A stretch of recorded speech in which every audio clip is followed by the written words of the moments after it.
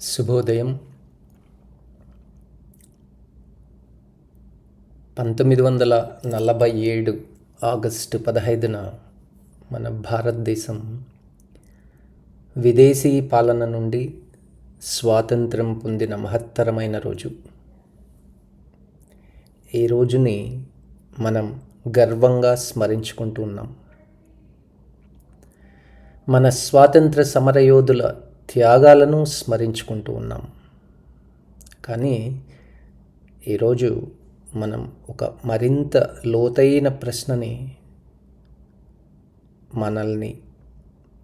మనమే అడగాలి. నిజమైన స్వాతంత్రం అంటే ఏమిటి? ఒక దేశానికి స్వాతంత్రం అంటే విదేశీ పాలన నుండి విముక్తి. కానీ సనాతన ధర్మం మనకు చెప్పే స్వాతంత్రం అంతకంటే ఎంతో లోతైనది. ఒక మనిషి స్వతంత్ర దేశంలో జీవిస్తూ కూడా భయానికి బానిస కావచ్చు, కోపానికి బానిస కావచ్చు, కోరికలకు బానిస కావచ్చు, డబ్బుకు, అధికారానికి, పేరు ప్రతిష్టలకి బానిస కావచ్చు, ఇతరులు తన గురించి ఏమనుకుంటారో అనే ఆలోచనకి బానిస కావచ్చు. అందుకే నిజమైన స్వాతంత్రం అంటే బయట ఉన్న బంధనాల నుండి మాత్రమే విముక్తి కాదు, మనలోని బంధనాల నుండి విముక్తి. మన ఋషులు మనకు అందించిన గొప్ప జ్ఞానం ఇదే.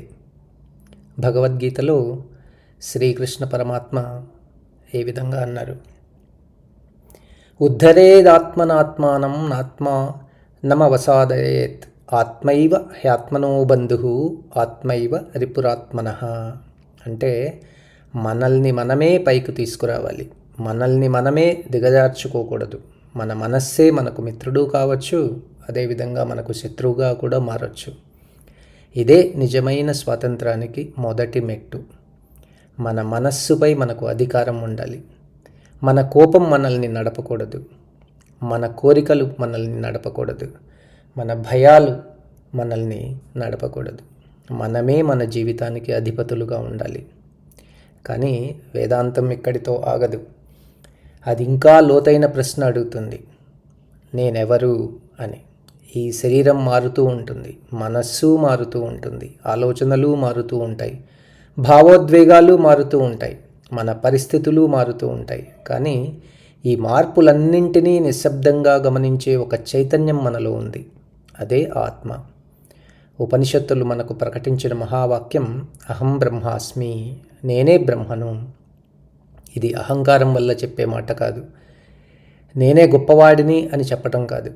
మనలోని పరిమితమైన వ్యక్తిత్వానికి అతీతంగా ఉన్న పరమ సత్యాన్ని తెలుసుకోవటం, మన అసలైన స్వరూపాన్ని తెలుసుకోవటం, అదే ఆధ్యాత్మిక స్వాతంత్రం. కానీ సనాతన ధర్మం మనకు ఇంకొక గొప్ప విషయాన్ని చెబుతోంది. స్వేచ్ఛ అంటే నాకు నచ్చినదంతా చేయటం కాదు. అది స్వేచ్ఛ కాదు, అది మన కోరికలకు బానిసత్వం కావచ్చు. నిజమైన స్వేచ్ఛ అంటే తప్పు చేయగలిగే అవకాశం ఉన్నప్పటికీ ధర్మాన్నే ఎంచుకోవటం, కష్టమైనా సత్యాన్నే ఎంచుకోవటం, మనకు నష్టం జరిగినా న్యాయాన్ని వదలకపోవటం, అధికారం ఉన్నా వినయంగా ఉండటం, సంపద ఉన్నా దానధర్మం చేయటం, విజయం వచ్చినా అహంకరించకపోవటం, అపజయం వచ్చినా కుంగిపోకుండా ఉండటం. ఇదే ధర్మబద్ధమైన స్వాతంత్రం. భగవద్గీతలో శ్రీకృష్ణుడు కర్మణ్యేవాధికారస్తే మా ఫలేషు కదాచన మా కర్మఫలహేతుర్భూః మా తే సంగోస్త్వ కర్మణి అన్నారు. మనకు కర్తవ్యాన్ని చేయడంలోనే అధికారం ఉంది, ఫలితంపై సంపూర్ణ అధికారం మనది కాదు. అందుకే కర్తవ్యాన్ని చేయాలి, ఫలితానికి బానిస కాకూడదు. ఇది కూడా ఒక గొప్ప స్వాతంత్రం. సనాతన ధర్మం మనకు మార్గాన్ని చూపుతోంది. ధర్మం అంటే కేవలం ఆచారాలు కాదు. ధర్మం అంటే మన పట్ల మన బాధ్యత, మన కుటుంబం పట్ల మన బాధ్యత, సమాజం పట్ల మన బాధ్యత, ప్రకృతి పట్ల మన బాధ్యత, దేశం పట్ల మన బాధ్యత, మరియు మనిషిగా మనకు ఉన్న బాధ్యత. అందుకే మన సంప్రదాయం స్వధర్మే నిధనం శ్రేయ పరధర్మో భయావహ అంటోంది. తన స్వధర్మాన్ని అనుసరించడం శ్రేయస్కరం, ఇతరుల ధర్మాన్ని అనుకరించడం ప్రమాదకరం. నిజమైన స్వాతంత్రం అంటే ఇతరులను అనుకరించడం కాదు, మన స్వరూపాన్ని మనం తెలుసుకోవటం.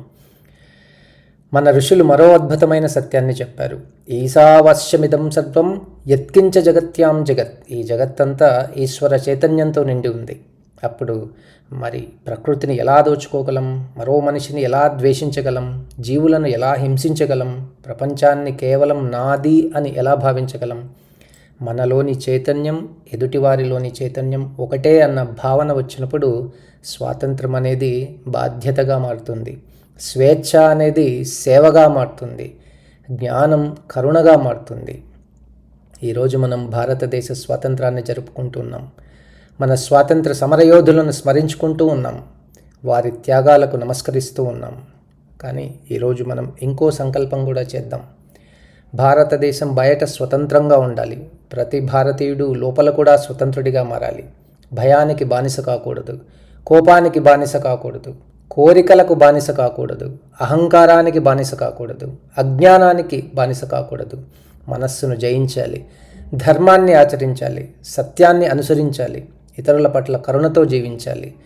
మరియు చివరికి నేను ఎవరు అనే ప్రశ్నకు సమాధానాన్ని అన్వేషించాలి. ఎందుకంటే రాజకీయ స్వాతంత్రం ఒక దేశాన్ని విముక్తం చేస్తుంది, ఆధ్యాత్మిక స్వాతంత్రం ఒక మనిషిని విముక్తం చేస్తుంది, మన జాతీయ స్వాతంత్రం మనకు గర్వాన్నిస్తుంది, మన ధర్మం మనకు దిశనిస్తుంది, మన వేదాంతం మనకు జ్ఞానాన్నిస్తుంది, మన ఆత్మజ్ఞానం మనకు పరమ స్వేచ్ఛనిస్తుంది.